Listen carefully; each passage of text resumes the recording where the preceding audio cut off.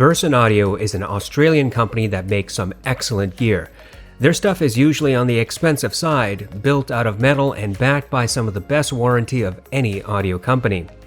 Burson caters to the typical audiophile, gamers, and serious audiophiles. Their products show a wide range of applications. Burson loaned me one of their newer products, the Playmate. This is an amp DAC for audiophiles and PC gamers. It costs between $400 and $600 depending on the upgrades you order. Does the Playmate offer something meaningful? The way I figure it, the Playmate has 4 noteworthy features. First, you can switch op amps. There are 4 that you can easily swap, assuming they are compatible. Burson sells its own op amps, though the prices are commensurate with the rest of their product line. In other words, Burson's op amps are between $65 to $150, depending on the particular type you want. If you dig deep into forums, you will read commentary that op amps make big differences and how people have modified their amplifiers in this regard. There are a handful of op amp brands, and sometimes you can find them for relatively cheap on eBay. The second feature is the Playmate's overall physical design. It is typical Burson. The Playmate is made of metal, is thick and sturdy, and shows no signs of being flimsy. The volume knob turns with incremental notches. It has an LCD screen to show sample rate, input, and volume. The Playmate can also be mounted inside your PC chassis. It is about the size of an internal DVD drive and will mount similarly. You can feed power to the Playmate from your PSU as you would with an internal drive. The third feature is the Class A power delivery. The fourth feature is the microphone input jack.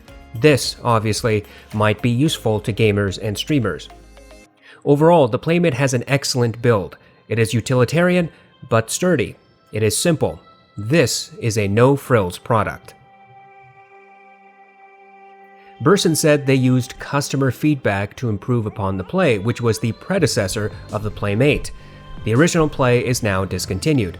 It appears that the Playmate has some minor alterations from the Play. Both use ESS Sabre DACs, but the Playmate has the newer 9038, whereas the older Play used the 9018. This results in the Playmate supporting DSD-512, while the Play supported up to DSD-256. There are also minor power differences between the two, and they are fairly comparable in this regard. Both are Class A. Both have swappable op amps. A notable difference, however, is the inclusion of a front-mounted USB-C port on the Playmate. Burson says you can connect your iOS or Android device directly to this port and use your mobile device as a transport. The Play also supported mobile phones, but you were limited to using the rear-mounted USB-B port. The final difference of some merit is the LCD screen. The original Play had a screen that showed only the volume. The Playmate provides input, sample rate, volume, and output. Burson products have what they call MCPS, or Max Current Power Supply. This is Burson's proprietary power delivery system that does away with large transformers. Burson says that the MCPS design results in holophonic sound with dynamic and details. Burson claims that the perceived driving power is greater because of MCPS. They claim that a 2-watt Burson amp feels more powerful than a conventional 4-watt headphone amplifier. All of this may be nonsensical jargon, and believe me, I tend to agree. The bottom line is that Burson claims their MCPS power delivery provides linear, clean, clear power to your headphones. This allegedly provides consistent power to the drivers, causing them to perform at their peak. Burson does not make any claims about the Playmate's sound signature. All Burson says is that the background is silent. In order to test the Playmate, I plugged it into my Windows 10 PC using USB. The connection did not require drivers, and Windows automatically took care of that. I used the Avantone Planar, the most neutral headphone I have ever heard. I played music over Amazon Music HD. Burson sent me the basic package. This means that the op amps in the Playmate are the NE5532. You can order Burson's V6 op amps, but that will increase the price by $200. I have been listening to the Playmate for several days. Before conducting this test, I allowed the amplifier to warm up for over an hour. The test is broken into several categories. First, the overall sound signature. In that section, we will discuss the bass, mids, and treble signatures. We will also talk about clarity and detail. Second, we will discuss the mobile device connection function. Third, we will compare the purported power output claims. In that section, we will set the Playmate against the Audio GD1 amp, Sabage D5, and the Schiit Jotunheim. Finally, we will talk about the overall conclusion. I have two Burson products, including the Play and the Soloist Mark II. Both devices have a similar sound signature, that is, slightly U-shaped and slightly warm. They are not too far away from neutral. They also exhibit a sense of smoothness throughout the frequency range. Consequently, when I listened to the Playmate, I was cognizant of any similar sound, and I was not disappointed. The Avantone planar is, as I said, neutral. However, it does have a slight bass roll-off, particularly in the sub-bass. There is good sub-bass and mid-bass separation, however. Paired with the Playmate, the planar provided a slightly, and I do mean slightly, sub-bass accentuance.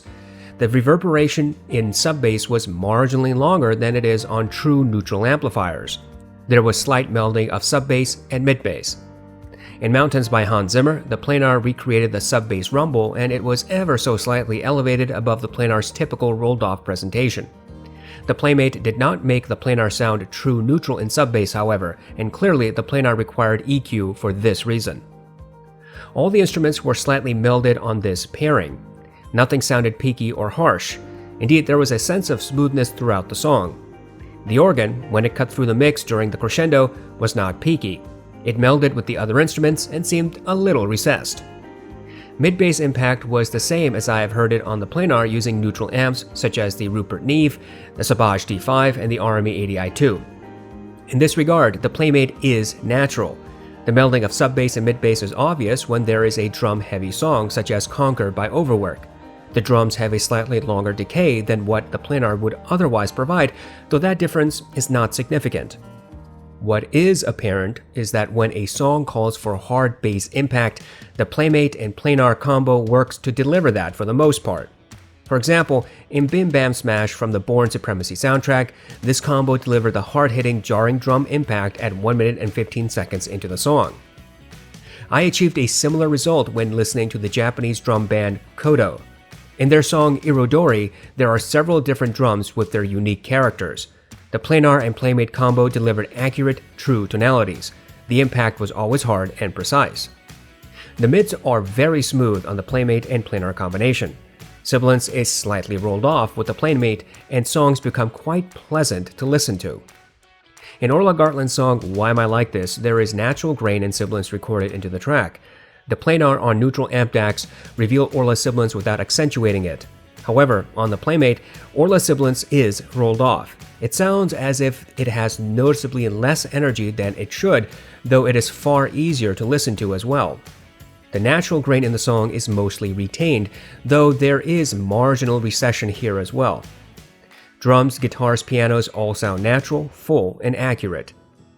I confirmed on other tracks that the Playmate does in fact cut off sibilance, particularly for female vocals.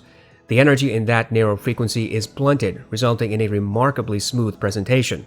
This occurred on Want You Back by Haim, Natalie by Milk and Bone, and When You Walk Into the Room by Vic and Gab. In order to test how smooth the Playmate actually is, I played the worst song I have on my test playlist. It is Dreamer by Charlie XCX. I play this song only under dire circumstances, when I am depressed and looking to hurt myself, or when I am testing for smooth sound signature. When I listened to Dreamer, I noticed that the song's overly harsh, grainy, peaky, ear-piercing vocals were mostly smoothed out. The female vocalist is, on neutral sources, harsh. Her voice is overly modulated and sounds like a black cat dredged from the depths of hell, screeching into the night, calling its demonic brethren from the deep, readying to overtake the planet. I highly recommend playing this song for your partner if you want that person to break up with you. I was pleasantly surprised to find that the Playmate actually made Dreamer bearable. Believe it or not, that is high praise.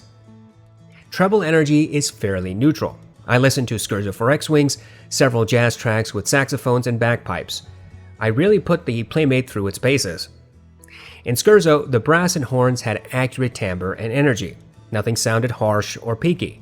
However, the characteristic grain that is found in horns was a little veiled, creating a smoother presentation than what is actually truly neutral.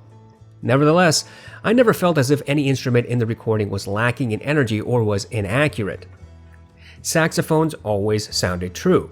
They cut through their recordings without becoming harsh or peaky. If anything, saxophones appeared to be marginally ahead of other instruments. When I listened to bagpipe music, well, I did not want to rip my ears out of their sockets. Bagpipes are an acquired taste, much like stinky cheese. Let's just say that I listened to Amazing Grace played by a bagpipe band from start to finish. There is no way to make bagpipes sound smooth, but at least in this case, they were not harsh. Overall, the Playmate has what I would call a slightly warm, smooth tonality. It is, for my very subjective impression, quite smooth. Paired with a neutral or slightly analytical headphone, the Playmate should render impactful bass, clear and smooth mids, and accurate treble. Clarity is marginally veiled.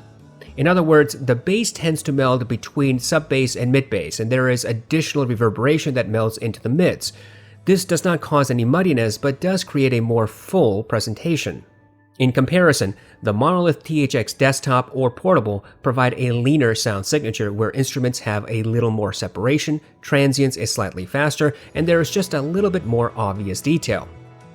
Speaking of detail, the Playmate does not shroud detail, but neither is it designed to eke out every last bit of information. The creaking of wood is audible, though not pushed forward. The crackling of electric buzzing, movement of the cello in Flight from the City by Johan Johansson, was slightly recessed. Sharp intakes of breath in Superposition by Young the Giant was also a little recessed, lacking energy.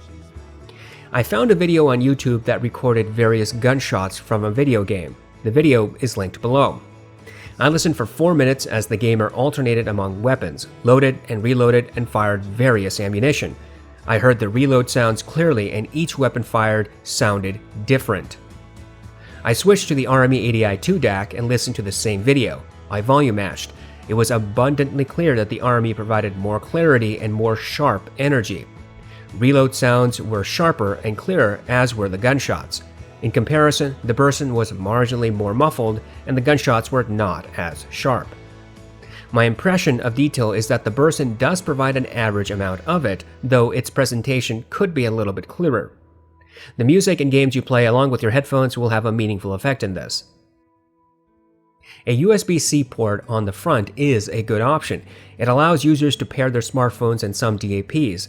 The operation should be plug and play, but that is not exactly how the Playmate works. Initially, I tried to pair my LG V30 and Sony NW-ZX507 to the USB-C. Neither worked. I switched to a USB-C to USB-A cable and used an adapter. That did not work. I looked through the manual and there was no helpful information. Essentially, the Playmate does not automatically detect incoming signal and does not automatically switch outgoing signal. All of this must be done manually through the menu system. There is a small button to the right of the volume knob. The combination of that button and use of the volume knob will allow you to switch between USB-B, USB-C, and optical inputs. You can also select outputs between RCA and headphones. You also have the option of headphone gain and digital filters. In order to use the USB-C function, you must select the input to USB-F. F ostensibly stands for front. Why Burson could not simply say USB-C is beyond me. Regardless, once properly selected in the menu system, you merely have to connect to your mobile device using an OTG cable. At least that's the theory. I was never able to get this to work, even after playing around with the menus. I tried on my V30, on Android 8.0, ZX507, and iPhone 11. I switched OTG cables, I tried USB-C to USB-C cables, I tried USB-C to USB-A cables, I tried adapters, and nothing worked.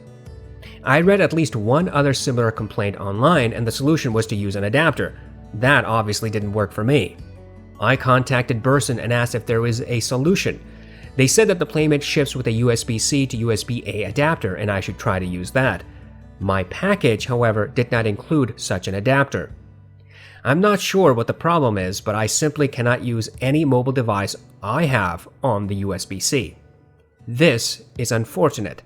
I cannot say how well this feature would work if it worked, since it didn't work for me. It appears that Burson is aware that the front USB-C is not fully compatible. Burson claims their power delivery design gives the impression that your headphones get double the power compared to other amplifiers. If you read their webpage dedicated to this topic, you will notice it is vague and unsubstantiated mumbo-jumbo. Burson says that their max current power supply system results in 2 watts delivering as much power as a 4-watt amplifier. I think we should quote Burson directly.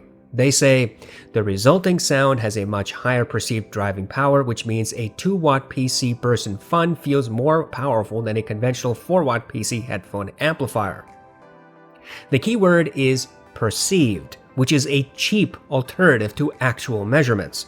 Perception means you and I can have different experiences of the same equipment and both be correct. However, when speaking of power to performance, does Burson's claim make any sense? To test, I plugged the Aventone planar into the Playmate, 1-amp, Sauvage D5, and Shit Jotunheim. I played the song Bim Bam Smash and specifically listened between 1 minute and 1 minute and 20 seconds. At 1 minute and 15 seconds, there is a hard-hitting drum. I tried to volume match so that the music sounded almost identical, starting at 1 minute into the song. On the Playmate, I set the volume to 40. On the Sauvage D5, I set the volume to 23. On the Jotunheim, I set volume to about 11 o'clock on high gain. On the 1-amp, I set volume to about 28 on high gain. All 4 amplifiers have slightly different sound signatures, which I tried to ignore.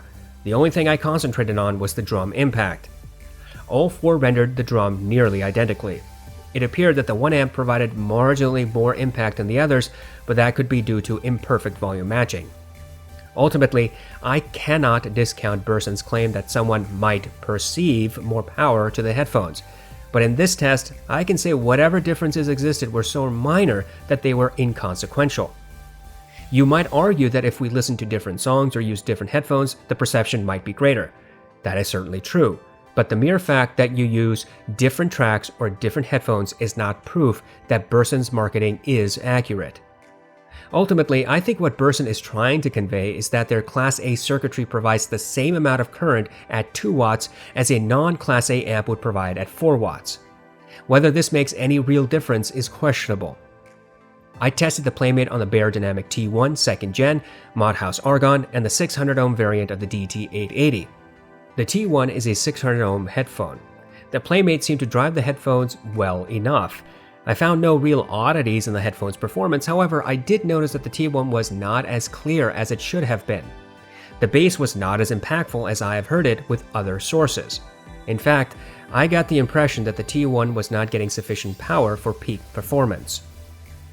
The Argon is notorious to drive and requires lots of power. This is one of those occasions where power claims really do matter. Unfortunately, the Playmate is simply not able to effectively drive the Argon. No matter how loudly I listened, the Argon always sounded muddy and the bass was loosey-goosey.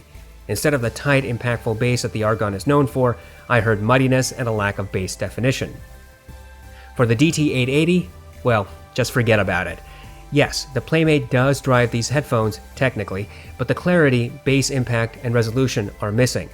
As I have said countless times before, the 600 ohm variant of the 880 requires high output impedance and around 100 milliwatts into 600 ohms. The Playmate provides neither specification. The Playmate's output impedance is less than 2 ohms, and its power output is 100 milliwatts into 300 ohms. Burson does not publish the 600 ohm power. However, my experience leads me to conclude that the Playmate is not a good pairing with this variant of the 880. My overall conclusion is that the Playmate is a good, smooth amp DAC. It's got plenty of power for medium to high impedance headphones. I know there are a few hifi reviews that say this amplifier is harsh or analytical or cold, and I could not disagree more with those assessments. My experience with the Burson Play, the Soloist Mark II, and now the Playmate reveal a consistent sound tuning. There are slight variations among each of these amplifiers, but none of them sound harsh or analytical. The Playmate has a slight bass emphasis, smooth mids that roll off sibilants, and the treble has about average detail and is close to accurate. The overall impression is that the Playmate has a close to neutral sound signature. I think the Playmate's overall build is excellent. It is utilitarian, of course, but sturdy. The ability to drop this amp inside your computer chassis is useful for some. Its otherwise small form factor means you can easily use it on your desk. The amplifier has no audible noise or distortion. Perhaps if you use super sensitive IEMs, you will hear noise, but why you would choose to do that in the first place on an amplifier that provides 1.8 watts into 16 ohms is beyond me. So there's nothing to gripe about in the Playmate's design and features in this regard. However, Burson is asking for a ton of money for the Playmate. $400 for the entry-level unit without even a remote is a hefty price tag. If you opt for the op-amp upgrade, you'll jump to $600, but in exchange, Burson will throw in a remote. I think that's a pretty silly thing for Burson to do. If a device is remote compatible, then the company should just provide the remote outright, no matter which version of the product you buy. I am skeptical of Burson's power perception claims. I cannot discount what other people might perceive, but in A/B tests, the differences were not obvious, if any existed at all. I have always been annoyed with Burson's lackluster manuals. They need to spend time writing thorough manuals to explain the features of each of their products. This is more true for the Playmate, which offers digital filters, input and output options, and Burson should have written about these menu functions in the manual. The fact that the front USB-C did not work at all for me is also bothersome. Clearly, it's not as easy as it should be. Burson does not offer any troubleshooting tips in the manual and barely even mentions the USB-C input. In fact, Burson's manual doesn't even explain how to select this input through the menus. I don't think it is appropriate for users to use adapters to make the Playmate compatible with their phones or DAPs. Whatever driver Burson is using is not widely supported. And despite my efforts to deploy this amp with my iPhone 11, LG V30, and ZX507 using various connection methods, it never worked. This is an entire feature that I could not test, all at the manufacturer's fault. It would be completely understandable if you got frustrated with this amp if you had the same experience as me. You will notice I did not mention the microphone input during this review. That is because I could not get the microphone loud enough. I used my Sennheiser GSP600 with a splitter cable, and after 20 minutes fussing around in Audacity and Windows sound settings, I could not get the microphone above a whisper. This leads me to another issue. If Burson is going to make a gamer amp DAC, then I think they should provide software to support it. Sound Blaster provides this for their amplifiers, and it works brilliantly and has a ton of features gamers can use.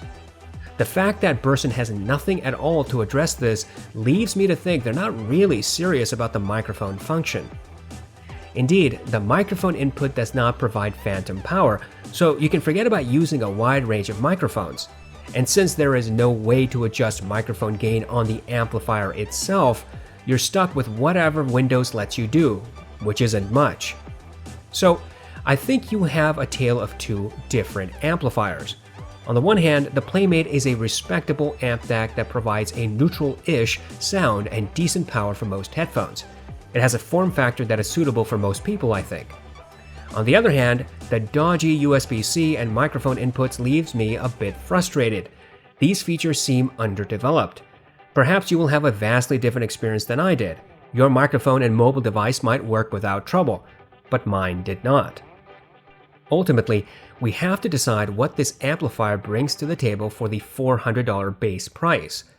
It is nowhere close to being the most powerful amplifier for this price. In fact, the $100 shit Magni has more power. The Playmate does not have a unique sound signature. Though rather pleasant and easy on the ears, the Playmate does not offer anything that has not already been done before in this regard. We have already discussed the features, some that work and some that don't. But even if all the features worked properly, I'd be left wondering how often people would use them. For example, content creators are not going to use the Playmate's microphone input. It is very limited. Gamers might use it, but in light of the significantly cheaper Sound Blaster options, which, by the way, come with comprehensive software, I find it hard to believe that Burson is going to attract much of the gamer crowd. PC enthusiasts might want to install a premium amp DAC inside their computers. If so, the Playmate is probably the only option that comes to mind, and in that sense, I suppose the Playmate is unique. At the end of the day, there is nothing fundamentally wrong with the Playmate.